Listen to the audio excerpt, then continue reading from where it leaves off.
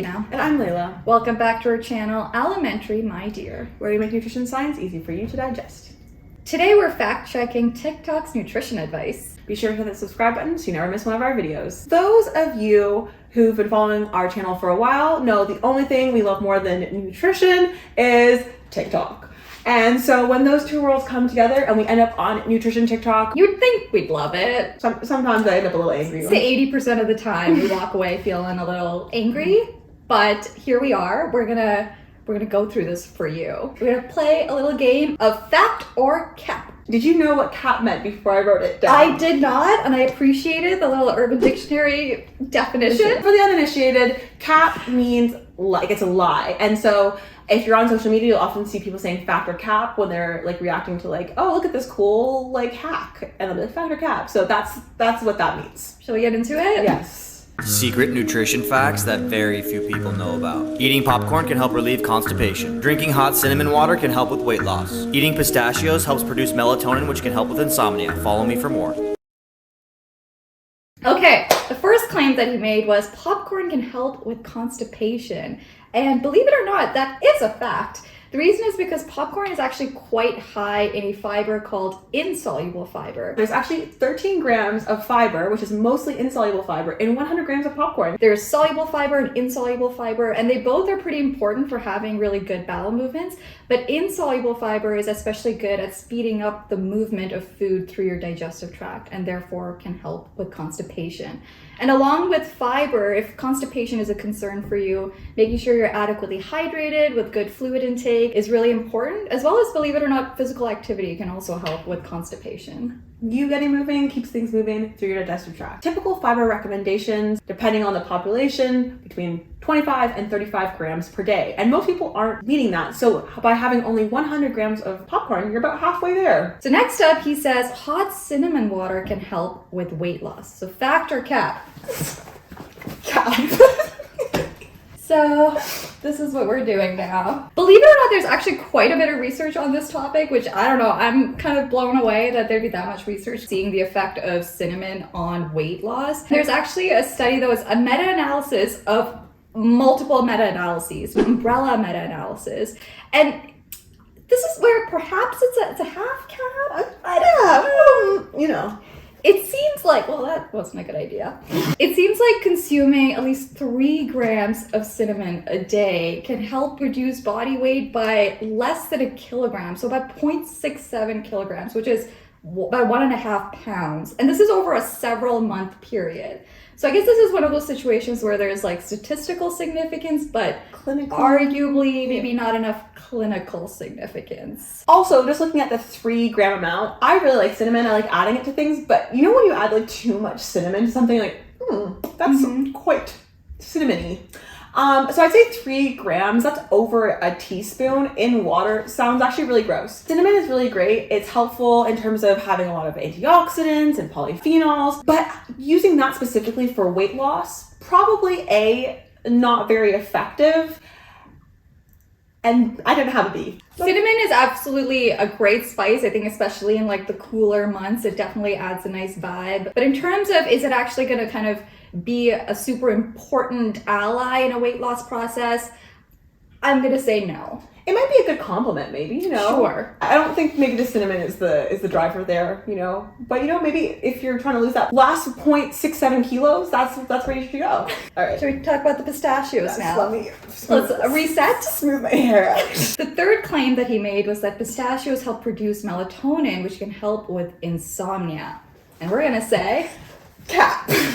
Interestingly, pistachios do contain melatonin, and especially when you look at plant foods in general, nuts, including pistachios, do tend to have a higher level of melatonin than a lot of the other plant foods out there. The amounts of melatonin that are found in these foods are in like the nanograms and picograms. And when we look at something like melatonin supplements, which I know a lot of people like to use for helping them sleep, they're in the more milligram category. And so it's like a factor of like thousands less. Yeah. So you might have to eat like pounds and pounds of pistachios to get something similar to what you would find in a supplement.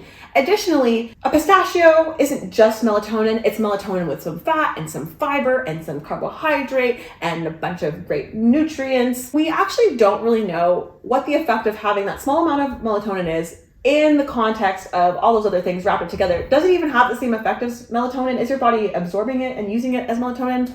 We don't know, because there's just not really any research on it. If you are finding that you're having a hard time falling asleep, melatonin supplements are very common, and research suggests that taking between 1 to 3 milligrams of melatonin about 2 hours before going to bed can be effective at reducing the amount of time that it takes to fall asleep. On top of that, there are other, non-supplement, non-food related things that you can do. So generally good sleep hygiene practices, including reducing screen time before you go to bed. I hate that advice. I love the advice. It's the worst advice ever, but I'm like, no, I can't sleep. And they're like, have you considered not having a phone this close to your face for like 3 hours before you go to bed? I would say out of every health and wellness related, actual evidence-based information, I feel like that one's the least realistic for me. I think the one that I'm the least willing to do. I think it's one of the least realistic things for most people. I feel like that's my part of my bedtime routine is I'll go from watching a bigger screen to watching a smaller screen closer to my face. After working in front of a screen, a medium-sized screen all day long. Yeah. Great. Okay. On to the next. 5 things as a nutritionist I would never consider putting in my body. Number 1 are sodas. Sodas lead to thinning bones because of the phosphoric acid. It also has been directly connected with obesity. Sodas don't have a place at my table. They shouldn't on yours either. Should we do one at a time? Let's do one at a time. This one, she has a few different claims. She has 5 things, so we'll go one at a time. I do love a good TikTok nutritionist, so... She is going through the top 5 things that she would never eat as a nutritionist. First on her list is sodas. She gave a couple of rationales. One was that it is linked to thinning of bones, and she attributes that to the phosphoric acid content of sodas. And then she also says that it has been linked to obesity. Now, what's our verdict? We're gonna give her a half Do cap. half cap? Yeah, half cap. We'll start with obesity. Generally, that is true. There is a lot of research that does connect sugar-sweetened beverages in general, including sodas, and their impact on body weight. And it does... I'm just looking at your eyes.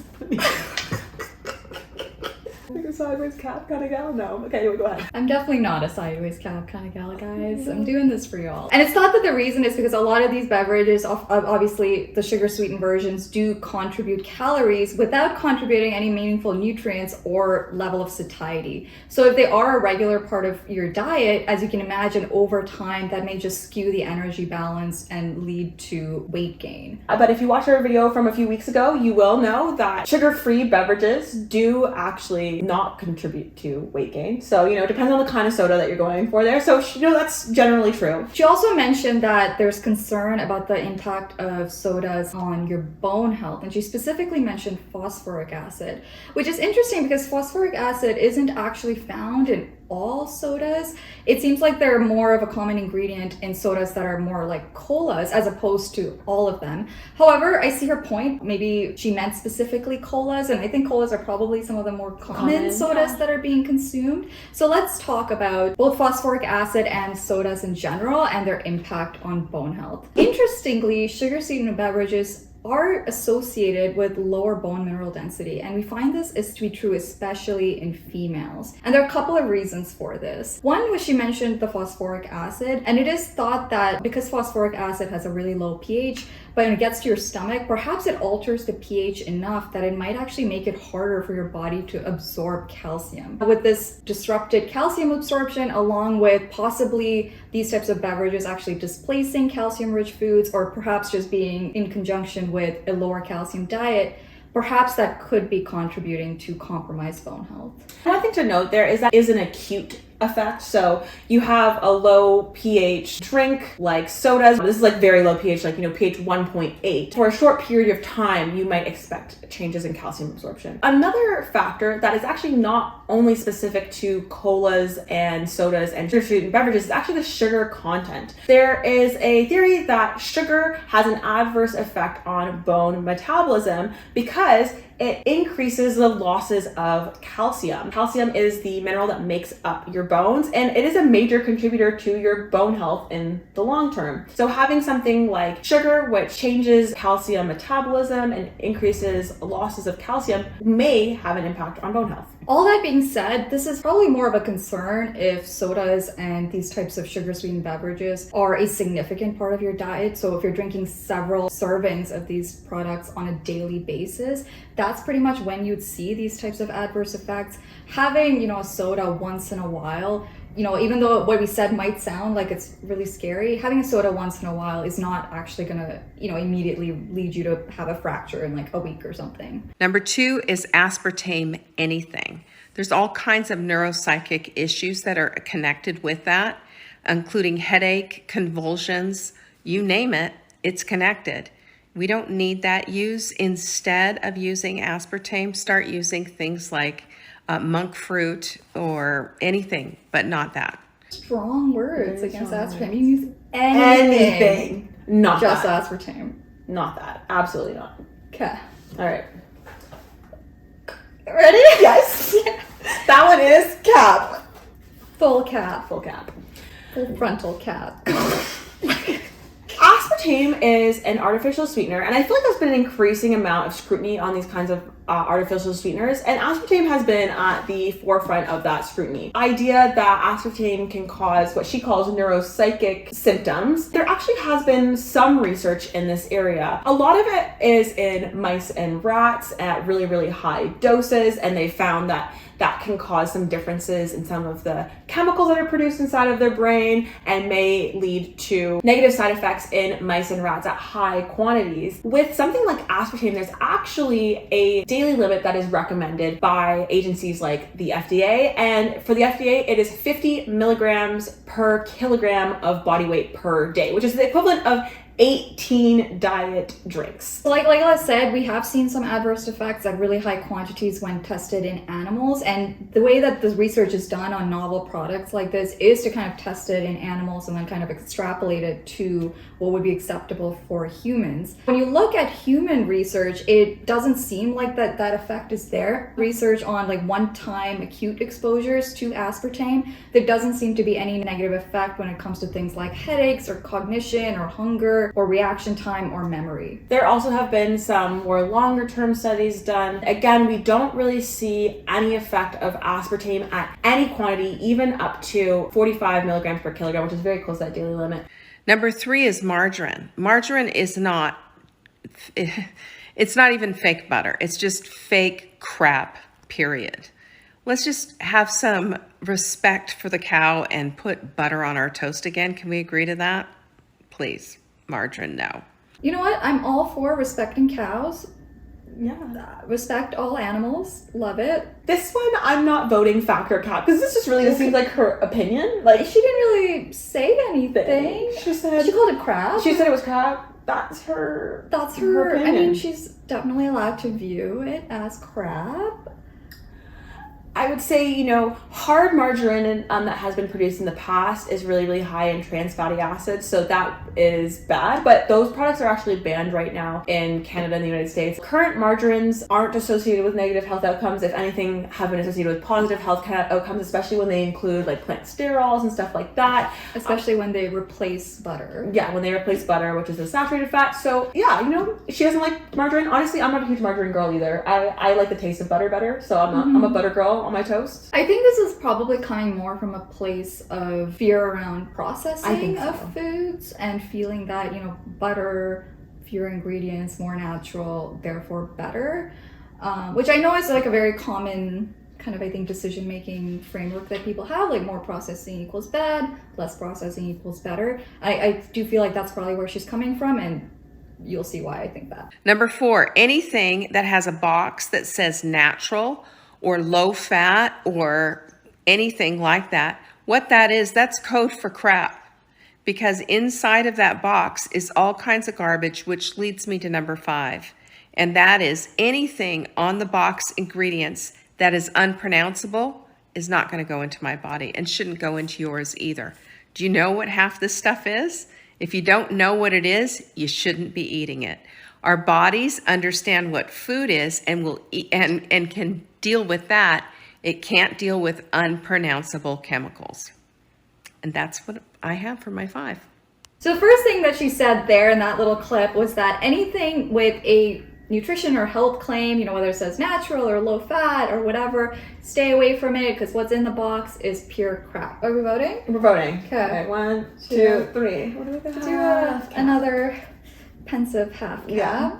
And the reason for that is, a lot of the labeling that's on packaged foods, there's actually quite a lot of regulations behind them, especially when it comes to nutrient claims. So things like low fat, fat free, low sugar, high in this, good source of X.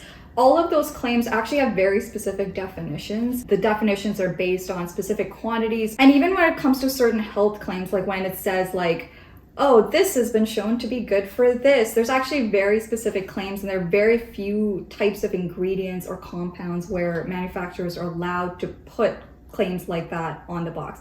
However, this is not obviously a completely exhaustive list. I don't actually think the term natural is regulated or has any definition for it. If anyone knows otherwise, please let us know in the comments.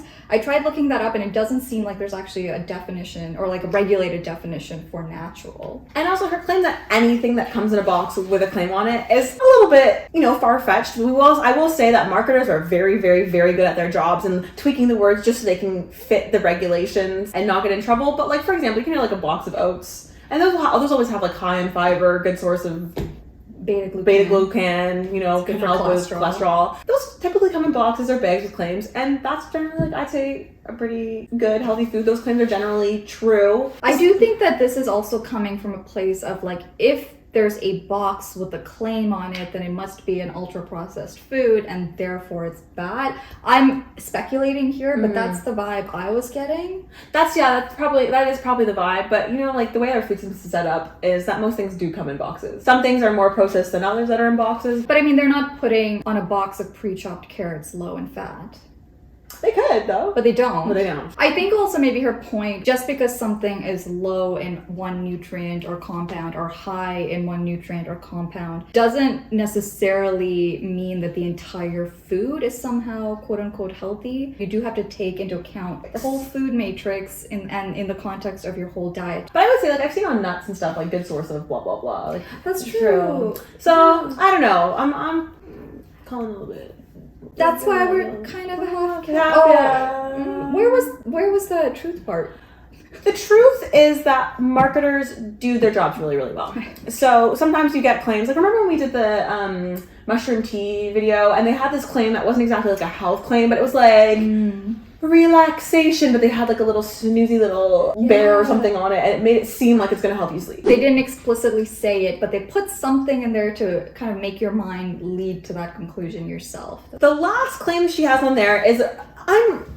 Full cap, is anything that is unpronounceable should never go in your body, is what she said. And, quote, our bodies understand what food is and can deal with it, but they can't really deal with unpronounceable chemicals.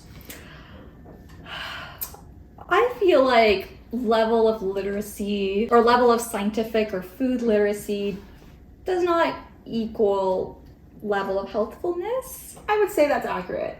Let's play a game. Cholecalciferol. Look at you pronouncing that. Okay, cool. Cholecalciferol. I can pronounce it, so I should have it in my body. I don't know if she could. So should she have it in her body? FYI, that's vitamin D. Vitamin D. Ascorbic acid sounds scary. That's pretty scary. It has acid in it. That's usually scary. Vitamin C. Whether or not you can read something on the label more just tells you about your level of scientific literacy than whether or not it is supposed to be in your body. For example, arsenic is a pretty chill word, pretty easy to read. And this isn't to mock her. I know this type of advice, I've seen it for a really, really long time. And I think generally the thinking is that if it was whole food ingredients in the ingredients list, that you kind of know all the ingredients, then it's likely maybe a more nutrient dense packaged food.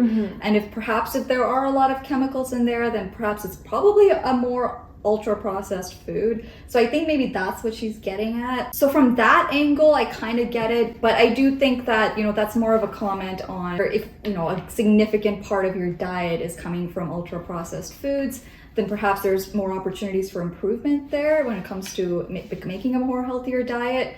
But purely, oh, I can't pronounce this, therefore this product is bad and I can never eat it and you should never eat it either because my body won't know what to do with it. That's where the caps come in. I would say also that the notion that your body knows what's food and doesn't know what unpronounceable chemicals are. Unfortunately, my body can't read. Really, anything that goes through, it kind of processes it to the best of its abilities. All right, well, that was a fun video. Okay, on to the last. Here are 3 things you need to remember if you're dieting and trying to lose weight. Number 1, no one food makes you fat. So you do not need to feel guilty when you eat a specific food. You're not doing anything wrong. Number 2, you didn't fuck anything up if you go over your calories one day. That's not how you ruin all your progress, because one day doesn't make or break anything. And number 3, remember, you have to stop trying to rush this. That's the reason you're not seeing the progress you want to see, because the more you try to rush it, the more you're going to restrict. The more you restrict, the more unsustainable it becomes. The more unsustainable it is, the less consistent you are, the less progress you see. Slow down, be consistent, and don't rush it, all right? Wow. I'm glad we're ending on this one. That was very pleasant. I really like how this man was not in absolutes, like the woman from before was like, never have this on your table. He was like, if this is your general goal, here are some good things to keep in mind. The first thing he says is no one food makes you fat, and louder for the people in the back, especially all the carb haters. That is a fact. No one thing makes you fat. Or one category of food. Again, all the carb haters out there, you do not need to cut out carbs to lose weight. There's a lot of different things that go into, whether you're storing fat in your body or not. It is kind of an equation of calories in to calories out. As we've mentioned countless times, there's many different components that go into each of those things. But any one food that contributes to your calories in isn't going to make you fat. It's more about looking at the diet as a whole. What does your whole diet look like? There are certain foods where it is a lot easier to eat more of it than other foods, things that are nutritionally less dense and calorically more dense. Typically, you can eat a lot more than things that are more nutritionally dense and less calorically dense. For example, even going back to the sugar-sweetened beverages that we talked about, the reason that it's linked to weight gain and obesity is not purely because of the intake of that food, but more so how overall, over time, that could end up skewing the energy balance. Okay, next thing that he says is that going over your calorie needs for one day is not going to derail your progress. Progress in this context being weight loss. And this is absolutely true.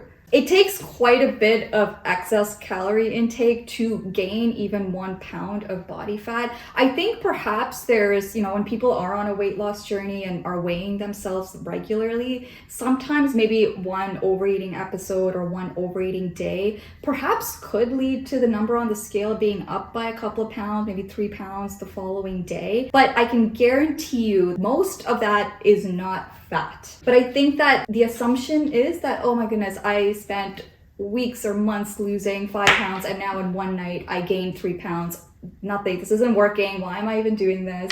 Life sucks. I will let you know, most of the time it's salt. If you're Yes. overeating, like if you go to like a buffet or something and you have a really big salty meal, that will cause water to be stored in your body. So if you're noticing that big of a change in one day, it is water, like 9 times out of 10. Or maybe you're constipated. There's so many variables that can go into those, day-to-day fluctuations, maybe your menstrual cycle, constipation, like you said. So many variables. I'm saying going over your calories one day is not going to make or break anything. I think, in this context, unless you're talking about like allergies or poisons, there's almost nothing that's going to make or break anything. It's about the diet as a whole, as we say every video. Every 2 seconds. Every 2 we say seconds in this. every video. It's about your diet as a whole and when looking at those long-term patterns. The next thing that he said was stop trying to rush weight loss. And he kind of went into how the very act of having maybe a very stringent deadline or wanting to rush weight loss inherently leads to maybe a hyper elevated level of restriction, which inherently is unsustainable, which kind of inherently sets you up for failure in the long run. And I think that's absolutely true. Trying to build a more sustainable lifestyle with a modest level of effort that you are able to sustain over the long term. I understand that's not as sexy as lose 20 pounds in 1 month, but at least, even if it takes you much longer than that, then you might actually be able to keep that weight loss off, which is presumably also part of your goal. Going to these really drastic measures, oftentimes you can't keep it up and you end up putting on more weight afterwards and ending up in something that we call weight cycling. When we're looking at the data, it's actually worse for your health than not losing any weight at all. Making sure that you're picking things that are consistent, that you can keep up for a long period of time is really, really important if weight loss is your goal. Well, that was fun. I'm glad we ended on a really good TikTok. Thank you so much for watching. Be sure to like, comment, and subscribe. Hit that notification bell so you never miss a video, and follow us on Instagram and TikTok. Thanks for watching. Bye.